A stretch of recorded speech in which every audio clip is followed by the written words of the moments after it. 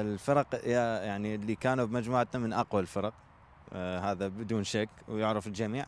نقص الخبرة، احنا دائما نكون نسبة الاستحواذ عندنا بالملعب أكثر من الفريق المنافس. أي فريق نلعب وياه الفريق العراقي تشوفي أكثر استحواذ، بس فرق الخبرة تكون يعني دوران الفريق الخصم وهاي دا يأثر علينا لأنه ينقصهم الخبرة. مشاركة أولى وإن كللت بهزيمتين إلا أنها تبشر بمستقبل واعد لمنتخب الناشئ ضرب موعدا مع كبار اللعبة في حال توفر الإمكانيات.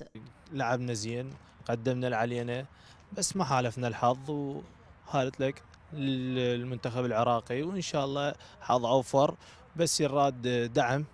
نطلب دعم من الحكومة العراقية، من الاتحاد العراقي، حتى يدعموا هذه الكرة بصورة صحيحة. السفر، التجهيزات، كل شيء نطالب به. نتلقى الدعم من حكومتنا ومن اتحادنا ومن الأولمبية حتى يساعدون المنتخب العراقي بالمعسكرات وبالسفرات اللي جاية إن شاء الله، ونعتبرها هاي مشاركة، هاي فاتحة خير بالبداية، ونقول هارد لك المنتخب العراقي ومبروك للمنتخب الهنغاري. هذا ويلاقي المنتخب العراقي فيلة ساحل العاج في مباراة ترتيبية لتحديد صاحبي المركز الخامس والسادس.